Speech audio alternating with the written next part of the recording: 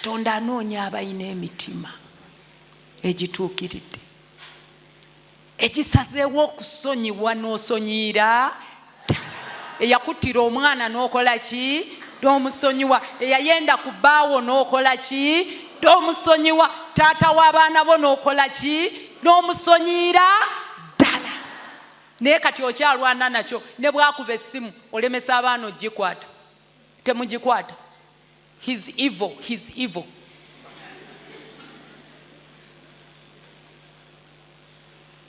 Nafunye omwana ndooza jo oba juzi yazzemu nangamba, I want to talk to you. Nangamba, my dad, taata we amukubira essimu n'ayogera ebigambo asobole omukyayisa ne maama we. Omwana myaka 13 naye obwongo bwe butegedde nti taata we byamugamba bikyamu. Abaana babeera ne maama waabwe, kyokka afuba okukyayisa abaana maama waabwe. Ayina obukyayi eri mukyala we, kati obukyayi bw'ayina ayagala abuvuge abuteeke ne mu baana. Ekyo kye tuyita transfer of spirits. N'okwata ekyoyo ky'oyina n'okiteeka mu mulala. Omwana ye yakirabye n'ajja ewa pasita n'agamba kino kikyamu. Actually yaŋŋambye, I get disturbed. Kuba bw'amala okubiŋŋamba ntuuka ne mu kibiina, I don't concentrate because I'm thinking about what daddy has told me. Ate omuzadde mulokole ayinza n'okuba ali ne ku njiri, ate bw'oba kwoli kinkoze bulungi owulidde. Yonna gy'oli kyokola kikyamu okukwata obukyayi. First of all, gwe ng'omuntu okukyawa maama w'abaana bo, bwe wabaawo ebitaakwatagana, it's okay.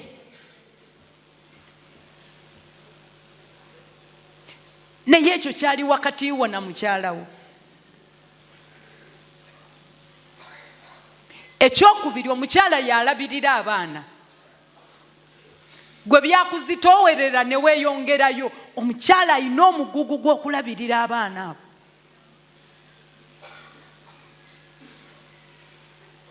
Kati ate oyagala mwekyayisa abaana be.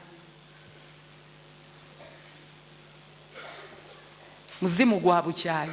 Obukyayi buba butemu bwennyini mu mutima gw'omuntu. Meaning, oyo omusajja asobola n'okukola ekintu ekikyamu omukyala oyo okusinziira ku mutima gw'ayina. Because hating someone makes you a murderer.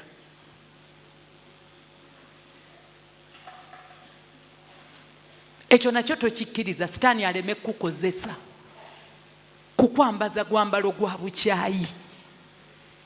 Gwe toli matiriyo ya bukyayi, toli matiriyo ya kuvuma. Sitaani bw'owulira akugamba okuvuma, mugambe gwe genda omuvume. Sitaani talina mimwa, wabula anoonya okukozesa egigyo abeeko kyakola. Omutima gwo togukkirizaamu kintu kyonna. Toddayo kweraliikirira, toddayo kutya. Katonda gy'atudde mu ggulu, muleke yeeraliikirira emitawaana gyo.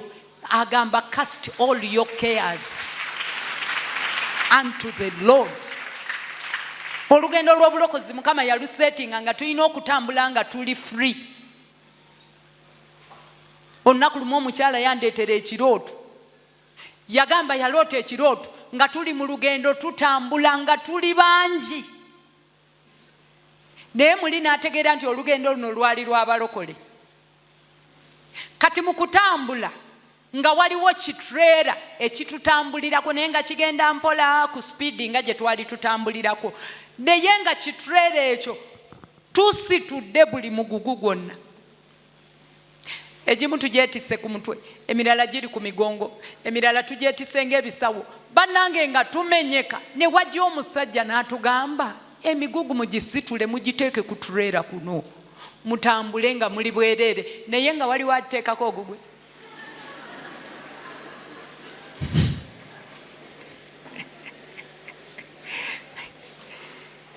n'atugamba eno trera emigugu gyo mugyetikule mugiteeke kuno. Buli omu yayongera kunyweza mugugu gwe naye gye twakoma oginyweza gye twakoma okutuyana. Nentegeera nti eyo trera ye Mukama waffe Yesu.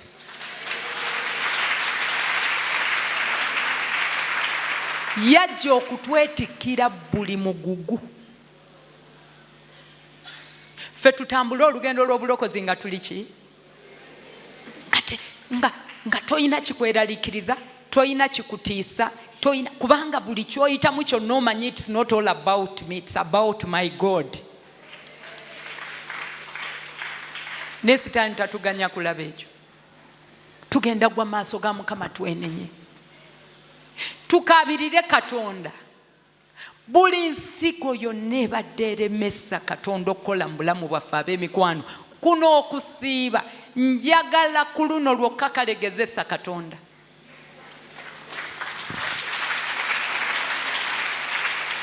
Katonda atugambye anoonya abalina emitima egituukiridde asobole okweraga. Omugaye Mukama ku luno lwokka ngenda kutuukirira nenjagala weerage nkulabeko.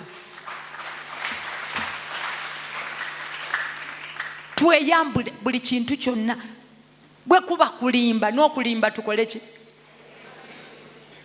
Ate bwe tumala okwenenya nkwegayiridde toddayo ate kuddayo mu kye twenenyeza.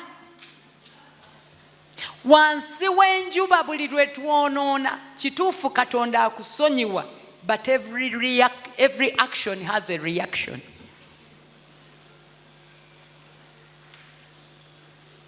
Tulina era bye tufuna. Tulina ebiwundu bye tufunirayo. Yeremiya 3 olunyiri olw'11 lugamba luti. Yeremiya essula 3 olunyiriri olw'11. Jeremiah 30 verse 11. Kubanga nze ndi wamu naawe bw'ayogera Mukama okukulokola. Kubanga ndimalirawo ddala amawanga gonna gye nakusaasaanyiza, naye gwe sirikumalirawo ddala. Naye ndikubuulirira mpola so sirikuleka n'akatono nga tobonerezebwa.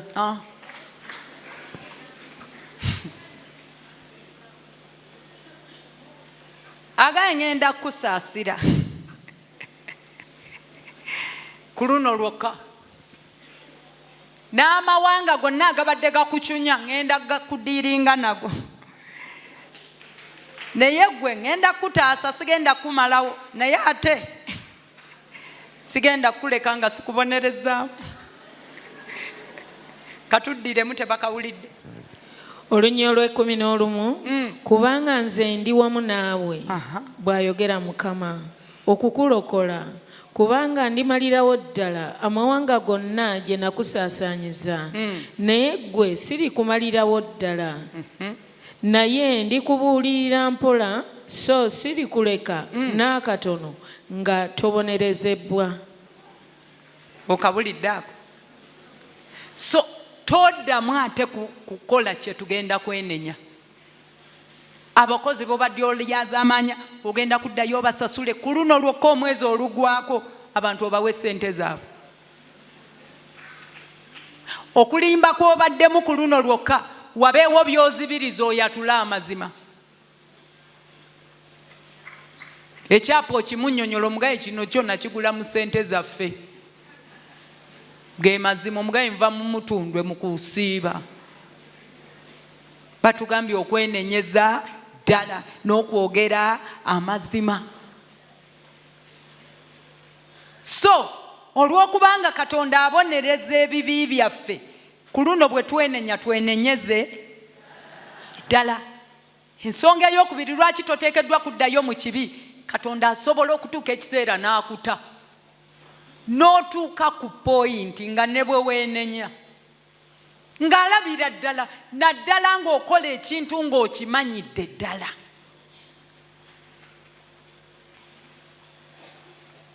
N'ogamba otya? Anja kubyenenya. Baatugamba Mukama asonyiwa. Owa kino kankikolere ddala wiiki ejja mpulidde balanze ekisiibo.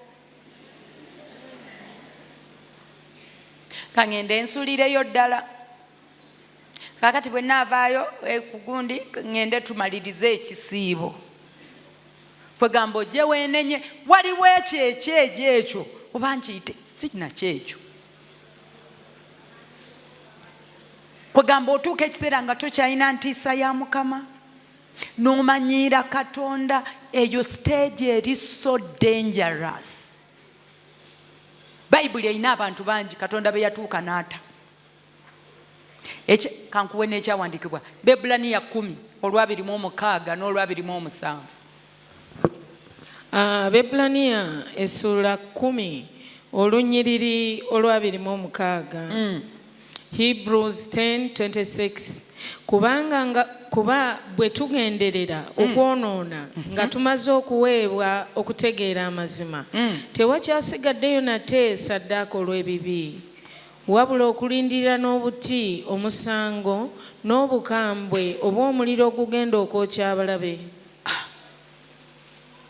Waba tewakyali ssaddaaka bwe tugenderera okwonoona.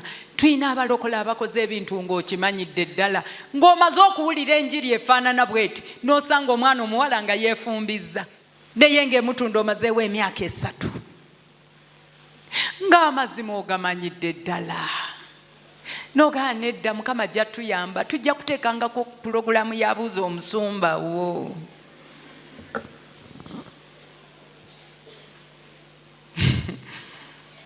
Wanje nasanga abaana ku street twali tugenze kubuulira njiri ne baddiga bannayimwe mubuulira enjiri Mukama abawa omukisa mutukozeemu omulimu. Enjiri etukoledde eyo etukoledde, era bwe tuba tujja wano tusooka ne twewonga mu musaayi gwa Yesu. Omanyi wano waliwo ebizibu bingi naye tuyiza olutalo twewonga musaayi gwa Yesu konzo otyo. Ekyokubiri ne tukowola Omwoyo Omutukuvu n'aleeta bakasitoma.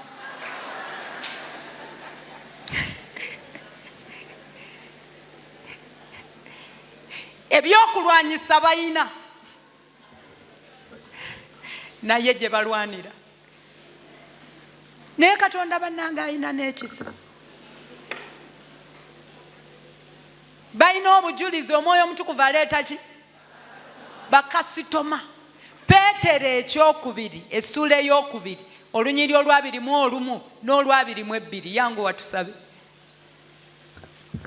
Peetero ekyokubiri essula 2 olunyiri olwa21. 2 Peter chapter 2 verse 21. Kubanga kyandibadde kirungi bali singa tebategeera kkubo lya butuukirivu, okusinga bwe baamala okulitegeera okudda ennyuma okuleka ekiragiro ekitukuvu kye baaweebwa. Kyabatuukirira ng'olugero olw'amazima bwe luli nti embwa eddidde ebisesemye byayo n'embizzi enaazibbwa eddidde okwekulukuunya mu bitosi. Byawandiikibwa biri mu ndagaano mpya. Manyi bwe twogera ku kwenenya nti eyo ndagaano nkadde. Bino biri mu ndagaano mpya. Agambye kyandibadde kirungi senga baali tebategedde mazima n'ekisa kya Katonda nga tebakirezeeko, naye n'omala okulega ku kisa, n'omala okutegeera amazima ga Kristo, ate n'oddayo n'ofaananira ddala ng'embwa eddamu n'ekomba ebisesemye byayo, n'obanga embizzi emaze okunaaba ate neeraba ebisooto.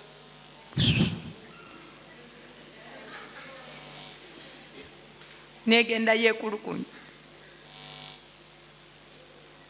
Saagala obeere nga mbwa erya bisesemye.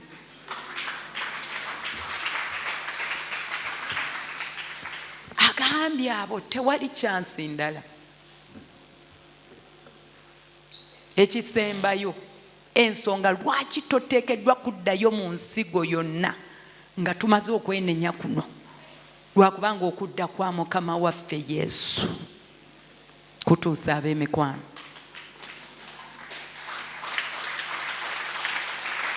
Ekyo tuli shuwa era tuli shuwa Mukama ayogedde, ebyawandiikibwa byogedde, enjiri tugibuulidde, bassebo ne bannyabo, essaawa yonna Kristo akomawo.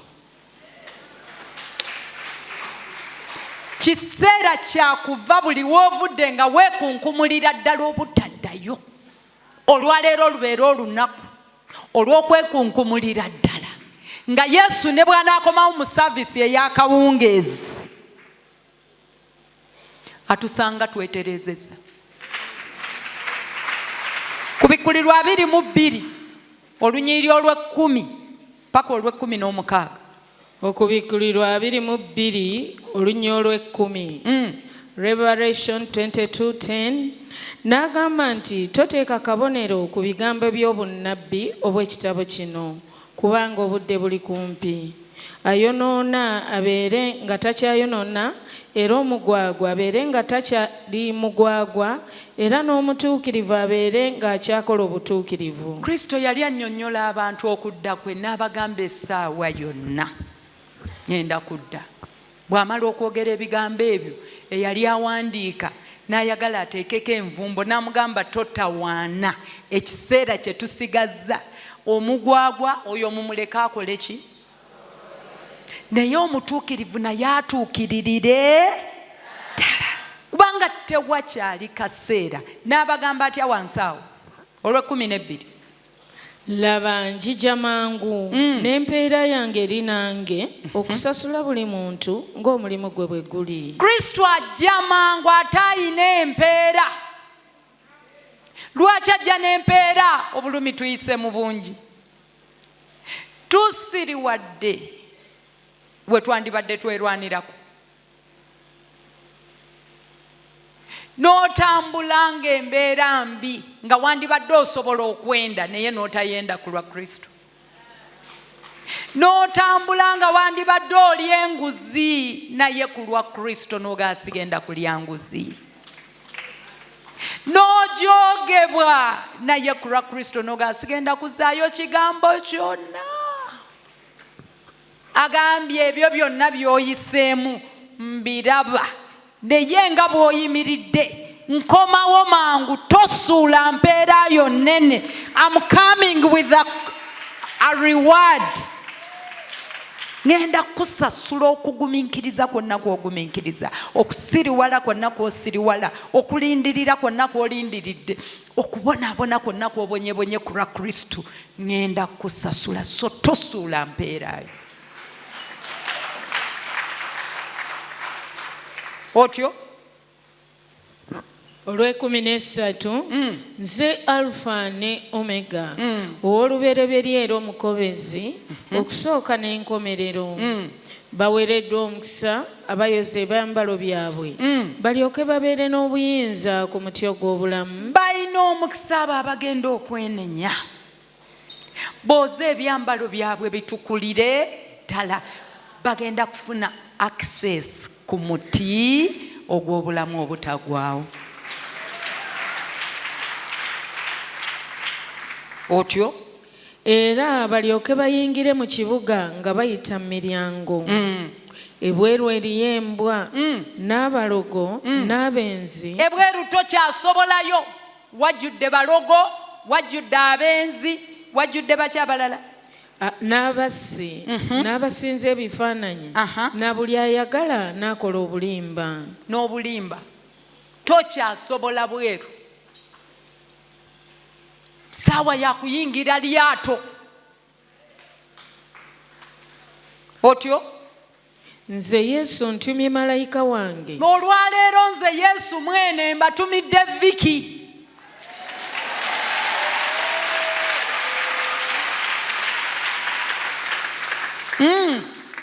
Okubategeeza mmwe ebyo olw'ekkanisa. Byonna by'abategeezezza nze amutumye, si kwerogoza. Nze mugambye genda obaŋŋambire beenenyeze ddala. Bwe banyambala ogyenenye, bweba ntambula ogyenenye, bweba nkola ya bintu ogyenenye, bweba njogera ogyenenye. Nze atumye Viki ajja abagamba ebigambo ebyo otyo. Nze ndi Kikolo era omuzzukulu wa Dawudi, emmunyenye eyaka ey'enkya. Nze ayogera nze Kikolo kya Yese, emmunyenye y'enkya.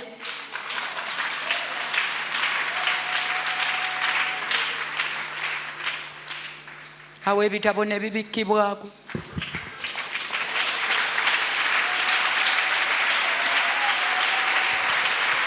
Bameka ng'oli wano ng'obadde tolokokanga, panikiraako ku mukono mangu ddala nga wandyetaaza okukkiriza Yesu. Baabo weebali, Yesu nga mulungi, kuba engalo.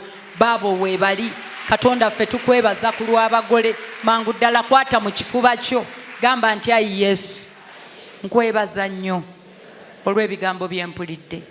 Nsazeewo n'omutima gwange okwatula Yesu Kristo obeere omulokozi wange. Nsonyiwa ebibi byonna bye nakola ne bye bankolera. Sangula erinnya lyange erya Victoria Kirabo Kintu mu kitabo eky'okufa, oliwandiike mu kitabo eky'obulamu. Olwaleero njatula nti Yesu Kristo gwe mulokozi wange. Amiina. Omaze okulokoka era essaawa eno nga tusaba, sabira ddala naawe Katonda agenda kuwulira essaala zo zonna, kubanga omaze okufuuka omwana wa Katonda. N'olwekyo Mukama akumpeera ennyo omukisa.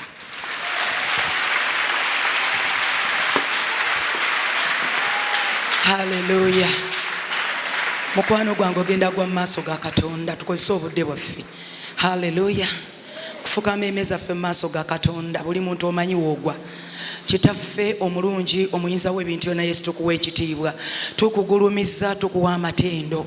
Weebale mukwano gwaffe taata ku lw'olunaku lwa leero. Weebale ssebo kabaka wa bakabaka ku lw'ennaku zino 5. Mwebaze mu bigambo byo, mugambe Yesu weebale. Weebale Katonda wange zino ennaku 5 Mukama. Mukwano gwange taata tusiibye okuva ku lunaku olwokubiri mu linnya erya Yesu omwana wa Katonda omulamu. Naye olwaleero tuzze Katonda wange taata, mukwano gwange ssebo kabaka wa bakabaka Mukama, okufukumulira ddala emitima gyaffe n'emmeeme zaffe Mukama, kubanga otwagala nnyo Mukama. Mu linnya erya Yesu omwana wa Katonda omulamu, waliwo n'abamu Mukama nga twazze lwaggulu, abamu tuzze leero nga tubadde twebuuza ebibuuzo, naffe Katonda anaatusaasira. Naye gwe wayogera mu kigambo kyo teyajja oluvannyuma. Ayi Katonda waba Katonda Mukama, bonna baafunira wamu n'abo abasooka. Taata tuutuno Mukama, abali wano Mukama, abali ku YouTube, abali ku Facebook, abali mawanga ag'enjawulo, Katonda atagwawo Mukama, otumye omuweerezaawo omusumba Viki Kintu Mukama okutusomolola, okuyita mu kigambo kyo. Weebale Mukama, weebale Katonda wange, weebale Omwoyo Omutukuvu. Abange mwebazeeko, leka kutunula butunuzi. Okusiiba tekitegeeza kutunula butunuzi, oba kubanga enjala ekuluma n'otasaba. Yimusa eddoboozi lyofuka emmeeme eyo mu maaso ga Katonda. Taata munange tuzze ssebo kabaka wa bakabaka Mukama, mu linnya erya Yesu omwana wa Katonda omulamu. Olwaleero nzize ku lw'obulamu bwange Mukama taata, kano si kalombolombo, naye kiraga ayi Katonda wange nti nzikakkanye timenyese mu maaso go. Senga mbadde mu maaso ga mwami wange nga nsobeza ayi Katonda wange, sandiyimiridde buyimirizi, sandikikinadde, sandyenenyeza nga nkyakala, nandikakkanye ayi Katonda wange, ate n'amaliriza nga tansonyiye. Naye ate bwe nzija gy'oli Mukama, gwe tosingawo nnyo Mukama, kubanga Bayibuli yogera mu kigambo kyo Mukama ti gwe Katonda alabika. Mu linnya erya Yesu omwana Katonda omulamu, oli Katonda ateekweka, otuli kumpi nnyo Mukama. Mu linnya erya Yesu omwana Katonda omulamu, taata tuutuno Mukama, tuzze okusemberera Katonda atagwawo Mukama. Taata tuzze gy'oli Mukama, tuzze kufuka mmeeme zaffe mu maaso go Mukama, tuzze kufukumula ayi Katonda waba Katonda Mukama. Bingi ayi Katonda wange taata munange seewo bye tukoze. Mu linnya erya Yesu omwana Katonda omulamu, olwaleero nkwegayiridde Mukama, wulira okusaba kwange Mukama, wulira okwegayira kwange Mukama. Ntegedde amazima ayi Katonda wange, Bayibuli yogera mu kigambo kyo Mukama, tinogamba abantu bali abakuukiriza ayi Katonda wange ti bwe mulimanya amazima, n'amazima ge mutegedde gagenda basumulula gabafuula ab'eddembe. Mukama taata ntegedde kabaka wa bakabaka Mukama, mu linnya erya Yesu omwana Katonda omulamu, ti okwenenya amaanyi ga Katonda agasobola okugulawo Mukama omutima ayi Katonda waba Katonda Mukama, ogwa Katonda n'awulira okusaba kwange n'ansaasira. Weewaawo nga wabeerawo omutango gwe ndina okusasula, ekyo ntegedde Mukama nakyo mbadde sikimanyi Mukama ndi wakati nga nenenyeza taata bw'onsaasira ate nsasula omutango kabaka w'abakabaka Mukama bangi Katonda wange tubadde tukaaba tubadde twemulugunya tubadde tuweddemu essuubi tubadde tabuse nga tujjudde okweraliikirira naye olwaleero nkwegayiridde Mukama mu linnya erya Yesu Omwana Katonda omulamu taata munnange saasira sonyiwa kabaka w'abakabaka Mukama oyogedde emitabo ky'amateeka essuula 4 Mukama olunnyi olwa 29 Mukama yawe tunaayimanga wano emutundwe Mukama taata munnange kabaka w'abakabaka taata nga tukunoonya taata nga tukukaabirira iwe tunaaba tulabye ennaku nga zitujjidde taata munnange ne tukukowoola taata munnange ne tukunoonya tunaakulabanga kubanga oli Katonda wa kusaasira oli Katonda asaasira Mukama saasira tulabye ennaku Mukama olw'embeera ezitulumbye olw'okusoomoozebwa Katonda w'aba Katonda kati tukomyewo gy'oli Mukama nkwegayiridde Mukama saasira Mukama sonyiwa Katonda wange mbadde n'obukyayi mbadde n'obutasonyiwa eri abankola obubi eri omwami wange nga ne bwe mutunulako nga mpulira bubi eri mukyala wange eri abantu abanyiza Mukama basepumaamu baganda baffe Mukama Katonda w'aba Katonda Mukama tuganye okubasonyiwa ne twambala ekiruyi ne twambala obusungu ne twambala obukaawu ne muvaamu revenge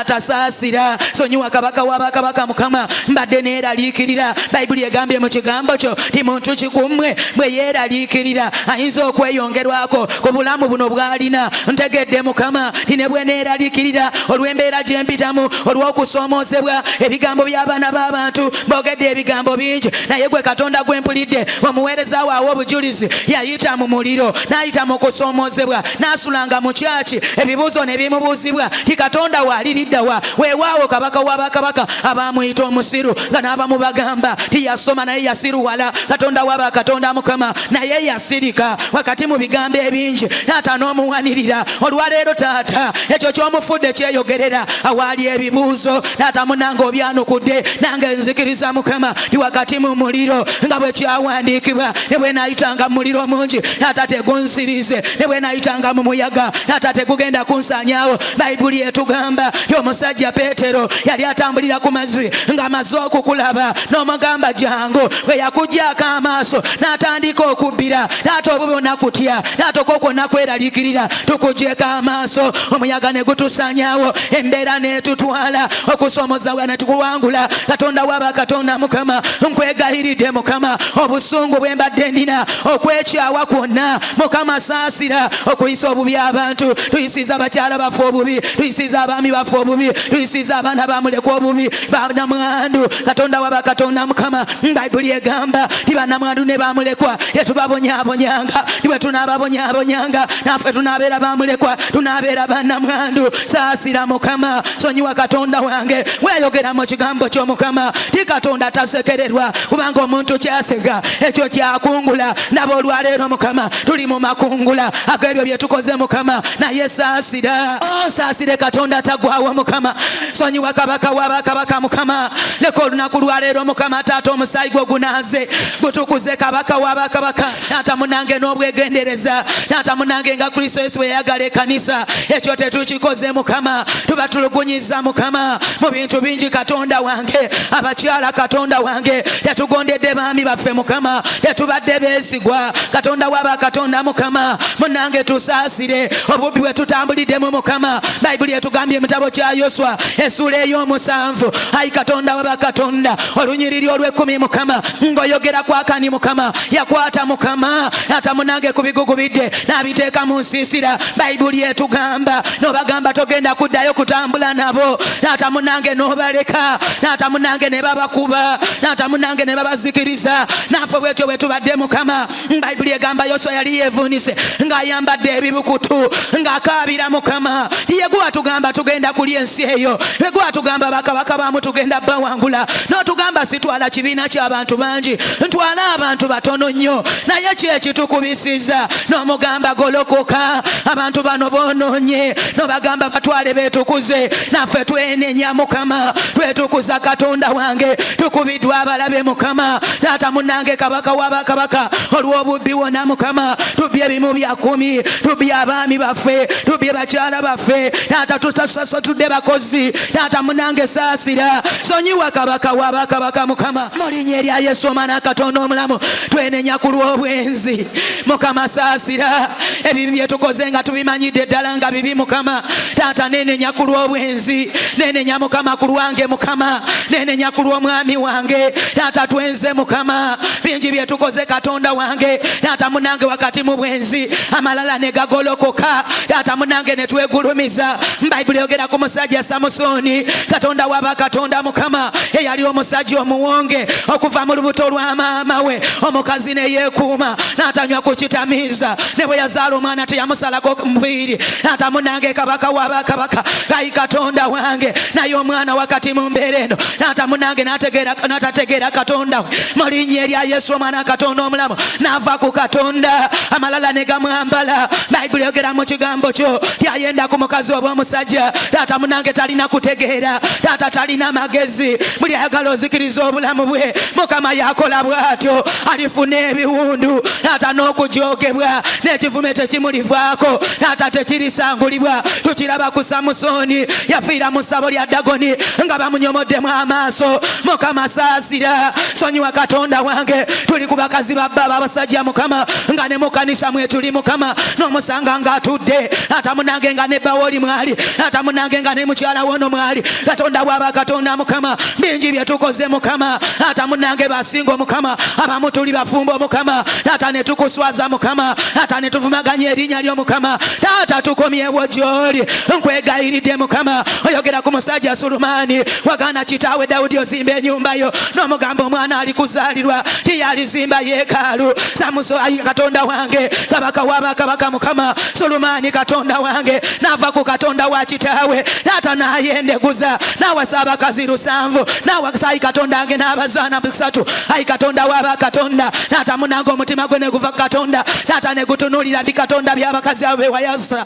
Katonda w'abakatonda Mukama n'afa ng'ekitagasa. Yesu nsaasire, Yesu sonyiwa taata, abange tukabire Katonda. Yona gy'oli mugambe Mukama, nkomyewo gy'oli taata. Tongobera bweru Mukama, tondeka ayi Katonda w'abakatonda. Ogambye mu kigambo kyo Mukama taata nti ojja mangu, ebiseera bituuse Mukama. N'omugamba tateeka akabonero ku kitabo, kubanga ebiseera bituuse Mukama. Abayonoona bongera okwonoona, abagwagwa beeyongera ogwagwa wala. Tugwagwa wadde nnyo Mukama, Katonda w'abakatonda Mukama. Naye gwagambye mu kigambo ky'Omukama yogenda kusasula buli muntu ng'ebikolwa bye bibiri. Kati tukomyewo gy'oli taata, omutango gwe twadde tusasula ogw'ebikolwa bye twakola Mukama. Leka olwaleero Mukama taata otukwatula ekisa. Oyogedde mu kitabo kya Yeremiya essula 18 wayogera ne Yeremiya n'omuserengesa mu kiwonvu n'amugamba genda eri ennyumba ey'omubumbi. Tiwaliwo ekintu omubumbi kyabadde abumba kyayonoonekera mu mukono gwe, naye olwaleero kigenda kudda mu kibumbulwe. Taata okibumbe bujja, taata tulibumba Mukama. Yesu tubumbe bujja Mukama. Ku lw'omusaayi gwo tugyemu emitima egy'amayinja, tuwambule ebyambalo ebibi, tuwambule ebirowoozo ebibi, ebirowoozo eby'obukyayi. Kaabira Katonda omugambe Mukama, nyambula buli kirowoozo kyonna ekibi. Nyambula Mukama byembadde nkola ayi Katonda wange, Katonda w'abakatonda Mukama. Ebibadde binemesa otuukirira mu Katonda, ebibadde binemesa okufaanana Katonda, ebyandinemeseza Mukama okuwandiika mu kikuwandiikibwa mu kitabo ekyabatuukirira mu Katonda, ekyandinemeseza okuyingira eggulu ebiseera bya luvannyuma. Yesu tukuyita omusaayi gwa Yesu. Kaabira Katonda omusaayi gwa Yesu weguli. Yita omusaayi gwa Yesu, yita omusaayi gwa Yesu. Mugambe Yesu omusaayi gwo leka olwaleero gunaaze, leka olwaleero gunyambule. Olwaleero nzikulamu omutima omukadde b'ebirowoozo ebipya bw'omutima ogwa Katonda, omutima ogutuukiridde. Katonda taagugayenga, agambye mu kitabo kyo eby'omu mirembe mu linnya erya Yesu omwana Katonda omulamu ly'amaaso ga Mukama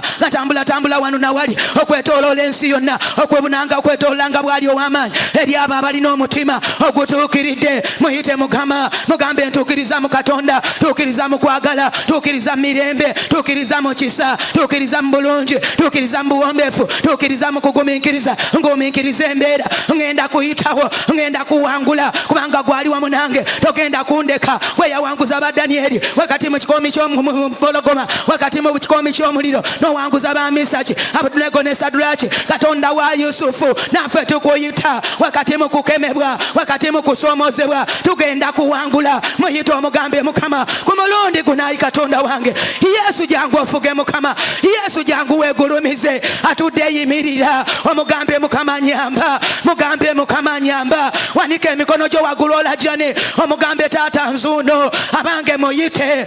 Agambye saddaaka esinga gwe mutima ogumenyese, omutima oguboneredde obutaddayo kola ekyo ky'obadde okola, omutima oguboneredde obutaddayo kutambulira mu bwenzi, omutima oguboneredde okusalawo okuleka omusajja oyo gw'obadde oyendako, okusalawo okuleka omukazi oyo gw'obadde oyendako, okusalawo okulekeraawo okuula kw'obadde okola, okusalawo okulekeraawo enguzi gy'obadde olya ku mulimo, okusalawo okujja amaaso go ku mbeera ebadde erese ennaku mu mutima gwo, ebadde erese obuyinike mu mutima gwo, ebadde erese obulumi olw'okutunuulira embeera eyo.